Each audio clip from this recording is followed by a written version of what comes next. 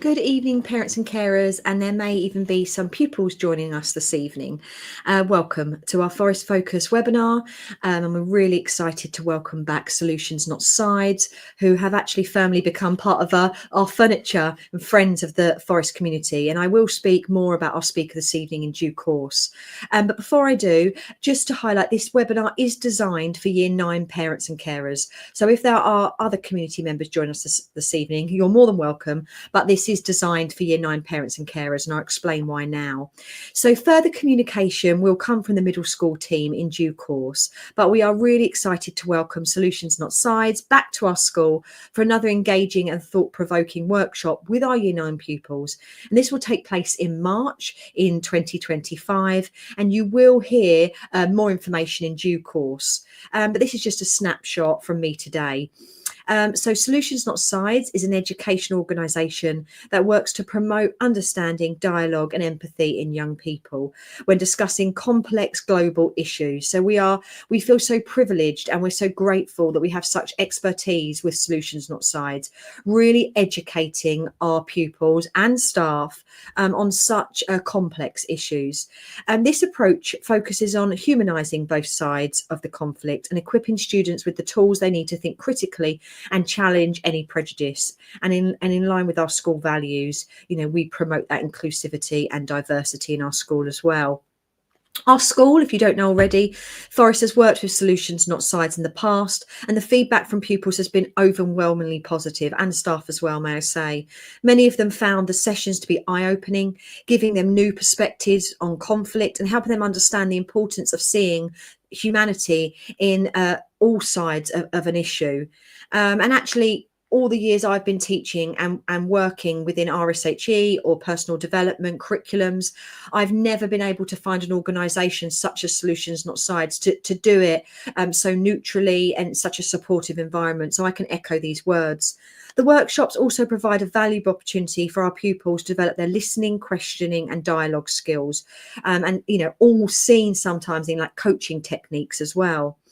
We do believe this programme that will be delivered to Year 9 in March will benefit these pupils, fostering important life skills that will serve them well in years to come. And we all say beyond the white gates. And parents and carers, we pride ourselves on our personal development and RSHE curriculum, and Solutions Not Sides is a huge part of that. Before I speak about Sharon, who's speaking to you this evening, I just want to remind you there is one more final webinar of Michaelmas term. That's on the 10th of December, and that is on low mood. So further details will come. So most importantly about our speaker this evening, Sharon Booth. She's a founder of Solutions Not Sides. As I said, she is a familiar face to Forest. She has an MA from Cambridge University in Theology and Religious Studies. Following her graduation, she taught English in Tunisia. She went to work in Jordan as a production manager for a publishing company for programs for young people aiming to promote reading in the Arab world. In Sharon's final year in Jordan, she was employed as PA to the Defence, the British Embassy, and then returned to the UK and began work in Israeli-Palestine conflict resolution. She founded Solutions Not Sides education program in 2010. She speaks Arabic and French. She studied H in Hebrew, and in January 2016, she was awarded a master's degree with distinction from King's College London, specialising in nationalism and religion. I'm getting out of breath just saying what she's done. So I can't imagine the work on the ground and what empathy, what skills that she has to be able to do this. I know because we see it in Forest, but I just want to publicly thank Sharon and her team again. And we're so excited to welcome you back. So welcome, Sharon. Thanks very much. And it's really great to be here with you this evening, and thank you for the warm welcome. So as was said, my name's Sharon, and I'm the director of Solutions Not Sides. So we are an education program for secondary schools on the Israeli-Palestinian conflict. And our main focus and the unique thing that we can bring for young people is these young Palestinian and Israeli peace activists from the Middle East who we bring into the classroom. We bring different pairs on all the different one-week tours that we do around the country. So we've had over 100 Palestinians and Israelis now as participants, as speakers in our programme. So I'm going to explain to you a little bit today about what our programme is, what we teach in our curriculum, and also some of the aims of the sessions. And if anyone has any questions, I'd be very happy to stay on and answer those afterwards. So the first thing that and I'm just going to work out how to move the slides. Just give me 1 second. Here we go.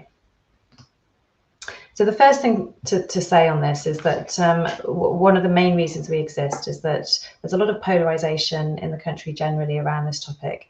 It's extremely traumatic and difficult for many different communities.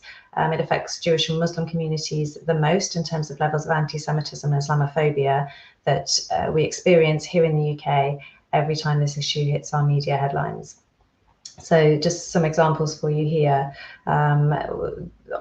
This became very high profile in the news from October last year.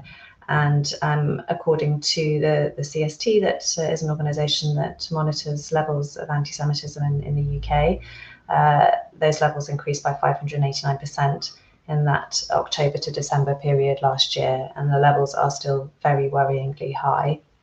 And similarly, Talmama, which is an organisation that monitors Islamophobia or anti-Muslim hate, they saw an increase in a similar period of around 335%. And again, those levels are still worryingly high. And we've seen the awful situation following the Southport attacks in the summer, which has also really seriously affected Muslim communities.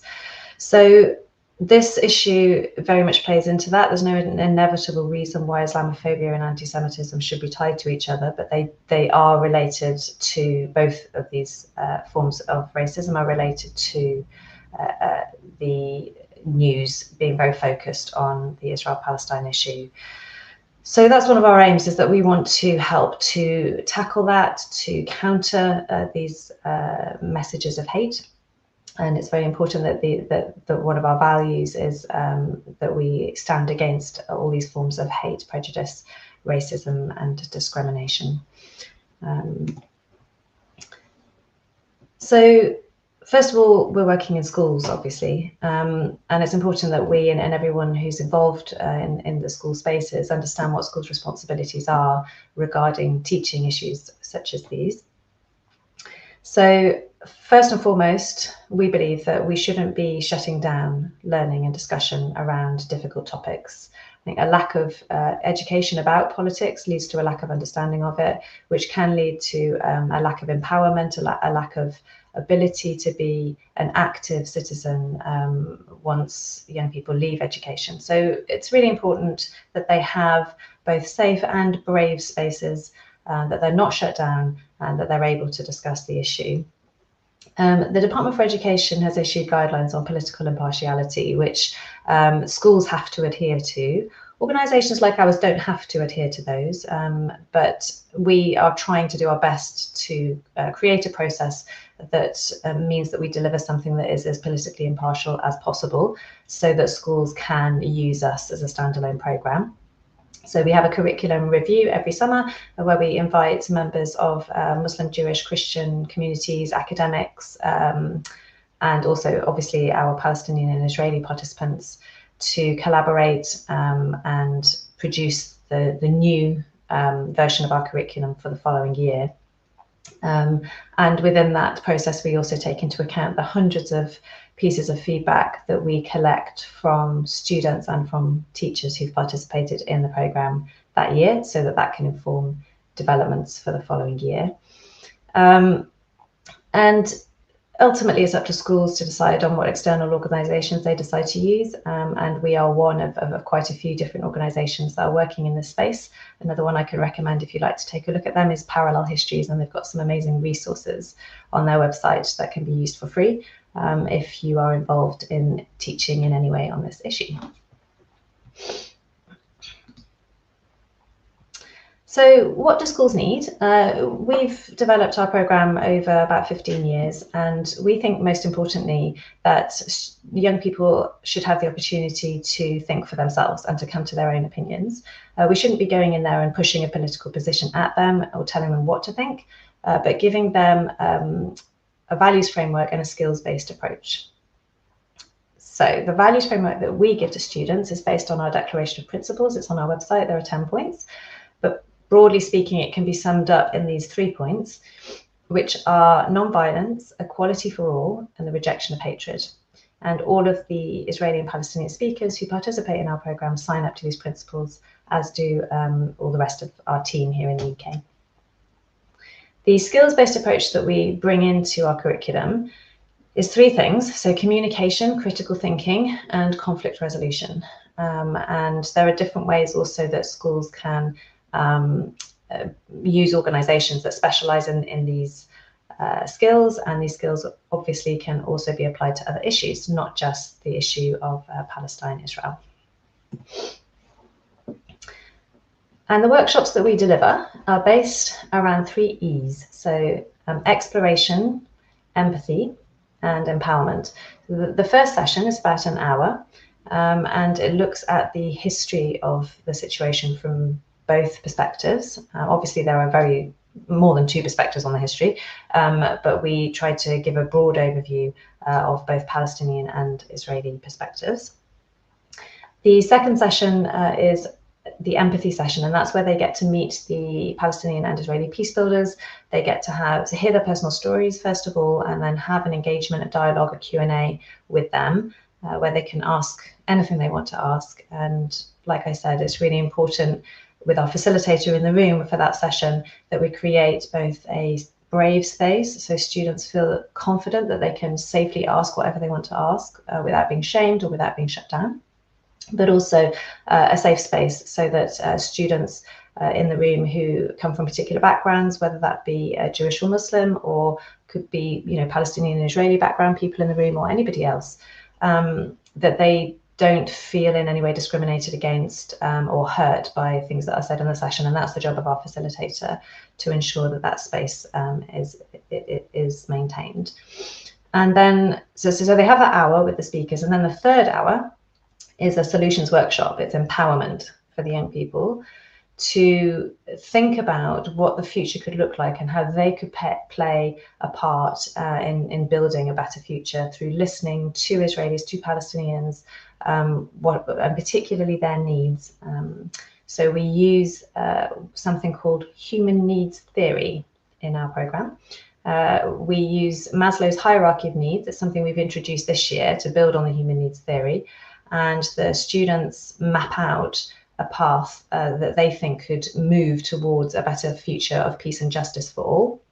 And they put these needs on that, they map it onto the Maslow's hierarchy of needs to prioritize the most important human needs and find a way forward. So the first session involves watching a 20-minute film that we specially designed for the programme with the input of both Israelis and Palestinians. It took us about 6 months and about 10 different versions of the script to get ready for shooting this film. And the film covers some of the main topics in the history. So some basic demographic information, the ancient empires, different religious connections to the land, international law concerning ownership and control over the territory over time, the UN status of both Israel and Palestine, major events and dates that are relevant to the historical narratives, a brief overview of the peace negotiations that have been attempted and failed. And there's also in that film an interview with an Israeli and a Palestinian about what 1948 means to their respective societies. And 1948 is a very key date in the history of this issue. The conflict resolution theory that we use is about aiming for win-win. So the central kind of teaching point that comes at kind of almost halfway through the 3 hours of the programme is that If the outcome of the conflict means eradication of either the Palestinian or the Israeli national identity and or people, then it is win-lose. It's a win-lose outcome, which will likely lead to lose-lose. And of course, lose-lose in terms of what that means of the human cost of the suffering and the death that has been going on for decades, and particularly in the last year, has been felt so very acutely across the region. So the students see our slides and kind of think about this. If we keep pushing for a win-lose outcome, we'll probably end up not at win-lose, but at lose-lose. And actually, the only other outcome in that equation, therefore, is win-win. And what could that potentially look like? We use an active listening tool of an iceberg. And this is how we introduce the human needs theory. So the way that the iceberg works is that normally what we see around this issue is just the tip of the iceberg, but actually under the water are lots of really human reasons why people hold these positions and what their needs are. These things under the water do not excuse or justify those positions, but they do explain why human beings hold them. And if we're going to find a way forward, we need to at least understand why people hold different positions, whilst obviously not having to agree with those positions at all. We don't try to reconcile positions or excuse things that go against our values, but that this is a tool for students to understand how other people think and why they think the way they think. And then they look at some of the needs below the surface of both Palestinians and Israelis, and this is where they map it onto the hierarchy, Maslow's hierarchy of needs. If you don't know what that is, you have a Google of it afterwards. It comes from psychology, and so here's a brief list of some of the Palestinian and the Israeli needs that are introduced in the sessions. But students are not restricted to this information.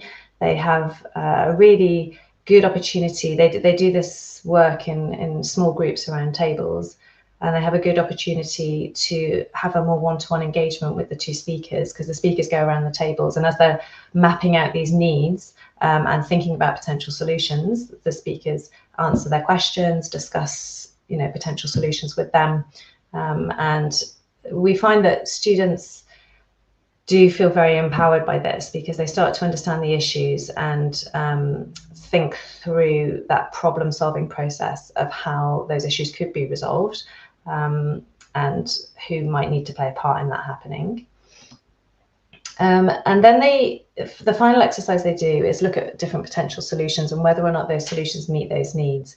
So they analyze the pros and cons of a two-state solution, a one-state solution. They also discuss a solution that's come on the table more recently, but is starting to be talked about in the region, which is a confederation.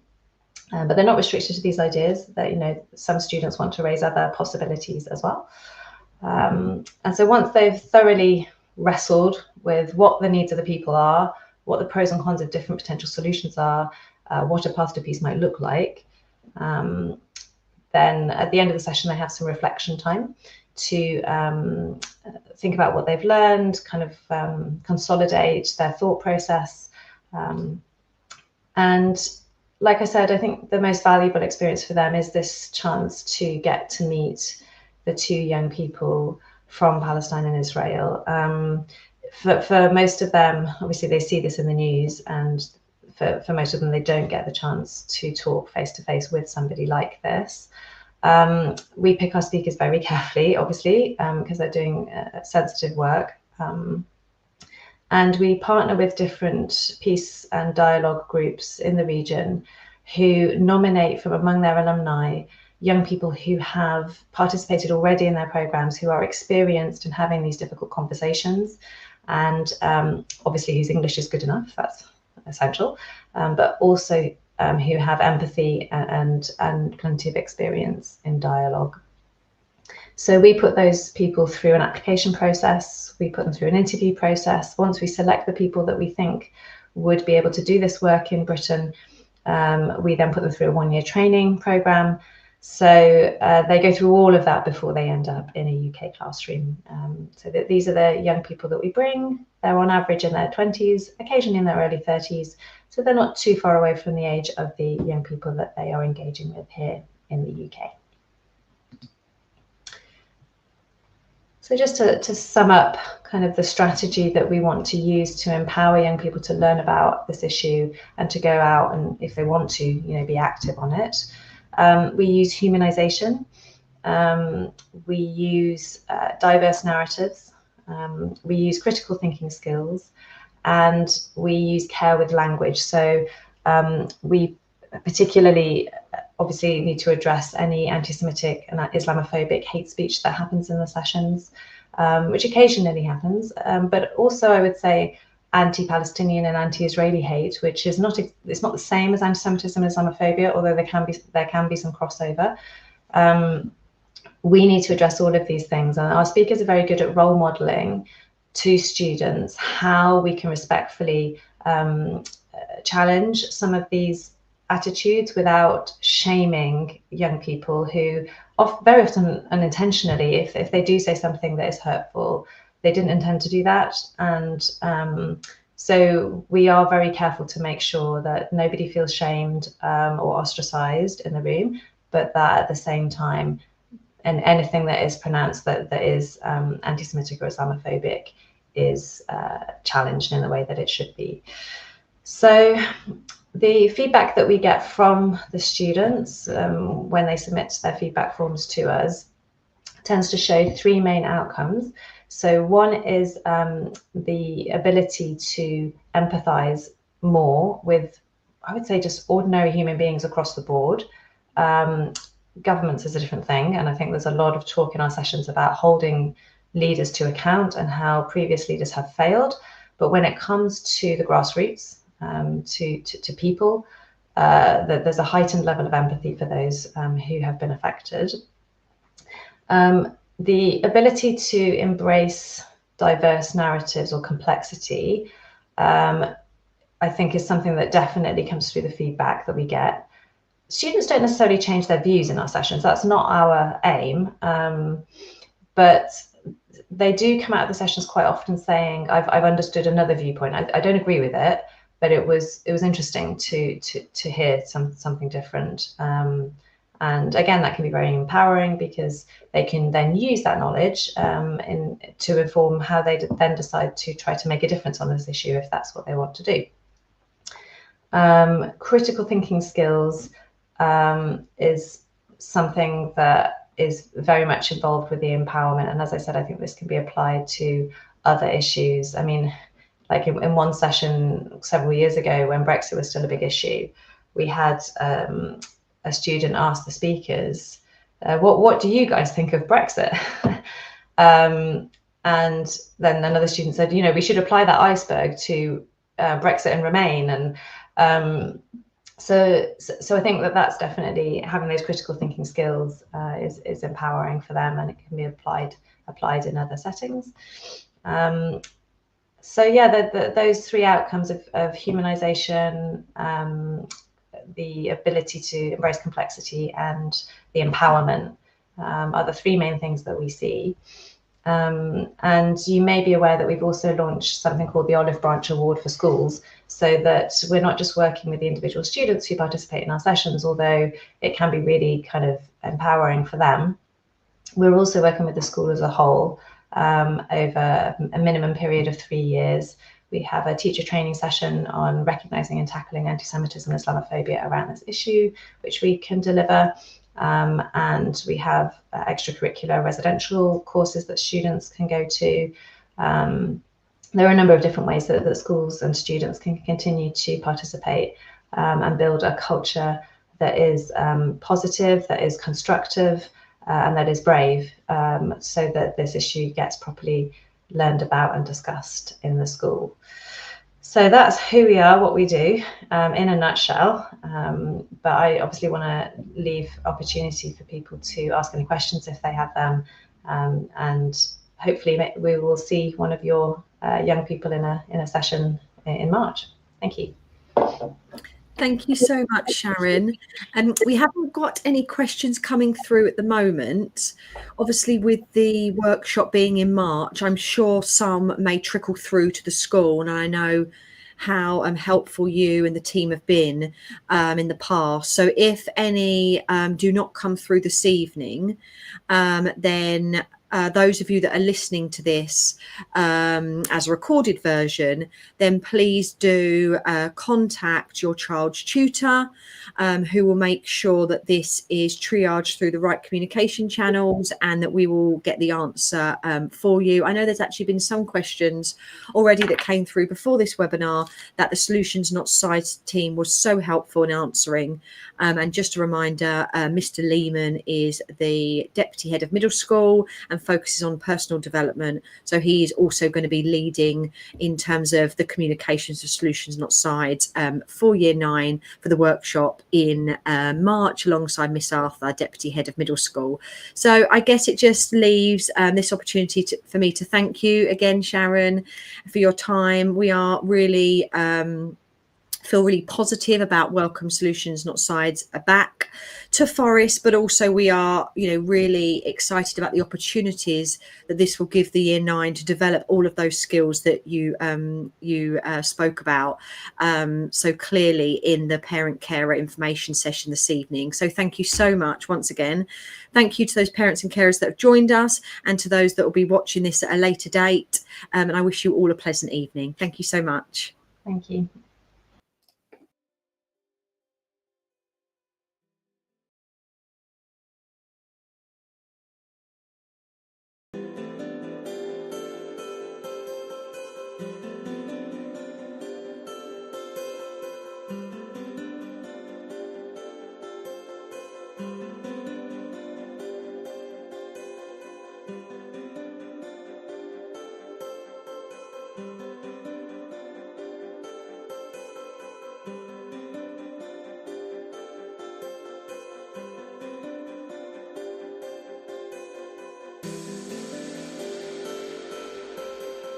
Thank you.